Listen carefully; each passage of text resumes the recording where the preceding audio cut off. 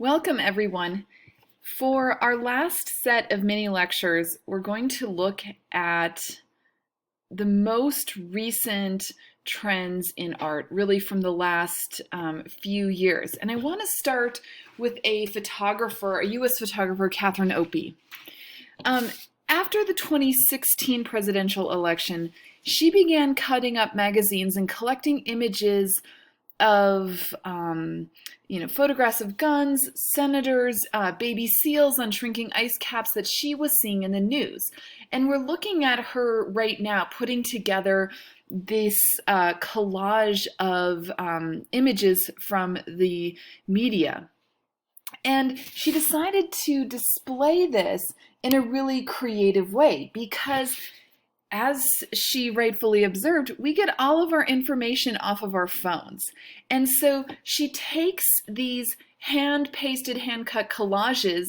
She then creates a seamless digital image of them and then displays them on these big, freestanding, glossy black monitors, as if this is a giant, as if this is a giant phone here in the gallery space. And these series of new exhibitions she calls rhetorical landscapes, with images, these collages here from the media that speak to the global urgency of climate change, gun control, immigration. And she wants to reference our screen-driven culture with these moving collages that play on these upright monitors, and then juxtaposing them on the back walls of the gallery with printed photographs of the Okefenokee Swamp in Georgia and Florida. Opie says of her own work, quote, "It's a portrait, to a certain extent, of American ideology. The swamp is part of this rhetoric that the current administration has adapted. But swamps are very peaceful, amazing ecosystems that you don't really need to drain."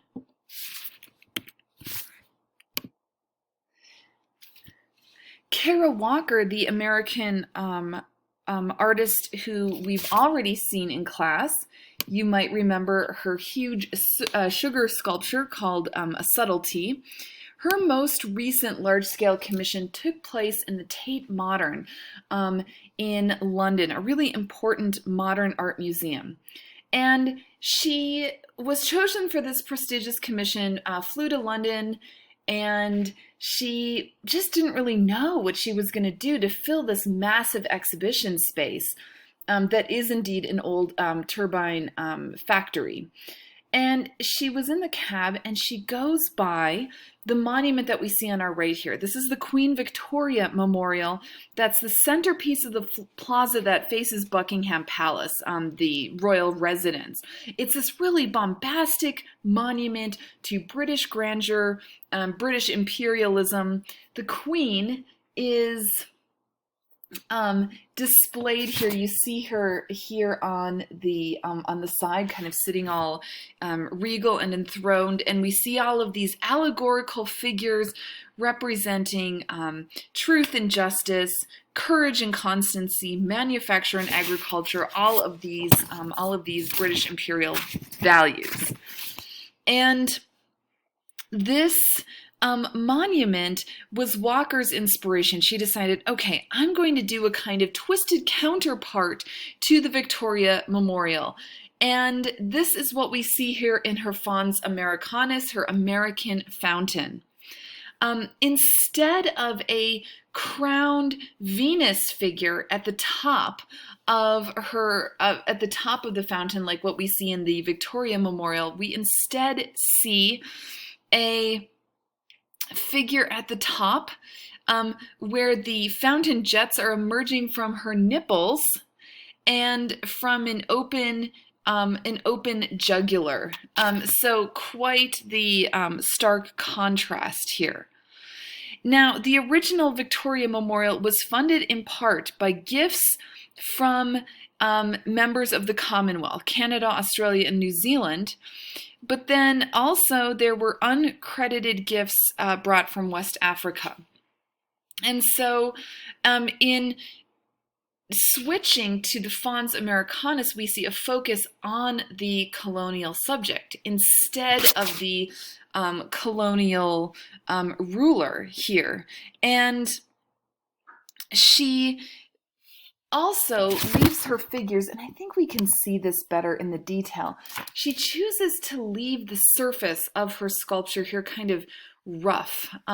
She wanted this feeling of something that's in progress with all of the texture, leaving the fingerprints, the knife cuts, all of the texture, as if to say, this memorial is still being formed, just like history is still being understood, evaluated, and it is not entirely set. What we're looking at here is one of these kind of caricature scenes, all of these figures here that are kind of loosely based on historical references, but with a focus here on the losers of colonial history. And so, for example, we see here this figure of an African in a boat that recalls a famous 19th century painting that we see here on the right. Or this really famous painting from the 19th century from a British artist, Turner, where he depicts a slave ship that has capsized. And so we see a kind of reference to that here in Walker's Fons Americanus. And this is a lot of the same kind of themes and references that she gives in Subtlety that we explored a number of weeks ago. The idea of exploring and kind of unpacking prejudices, preconceived notions we have of Black Americans in this case, or perhaps the other side of these colonial monuments that she saw throughout London, more specifically the Victoria Memorial. And I think the images of water, people in boats, that also references the current immigrant refugee crisis in Europe and other parts of the world where people are fleeing desperate situations, fleeing extreme violence and warfare, often in small, unsafe boats just for a shot to keep their family safe and live in freedom. There have been other artists who have completed important installations in this Turbine Hall in the Tate Modern in London. And the website that I'm providing here, I put this on Canvas. This is one of your assigned videos for this week to look at Tanya Bruguera's Turbine Hall installation.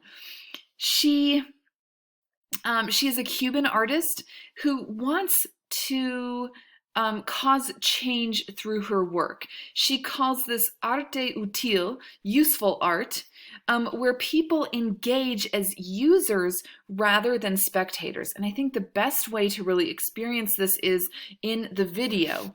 But part of her work is what she called Tate Neighbors, where she gets a group of 21 people who live or work in the same zip code as the Tate Modern and brings them together to think about their neighborhood, think about their shared identity, and talk about current events. Now, what she actually does in the Turbine Hall itself, physically, is she installs a large heat-sensitive floor. And you can use your body heat and work together with other visitors so you can reveal a hidden portrait of Yusuf, a young man who left Syria to come to London. And you can see those little kind of silhouettes of Yusuf here on the floor on the right, and you can see people getting that image to appear here on the left, and then you can see people working on getting that image to appear on the right. And there is a low frequency sound that fills the space at the same time with a kind of unsettling energy. You can also go into a small room nearby that's part of the installation where there's an organic compound in the air that induces tears in people and provokes what the artist describes as forced empathy. So here it is the active engagement of the visitor that really activates the artwork. The artwork itself cannot exist without people and their dynamic interaction. And I think you'll see how just how this really works in the video.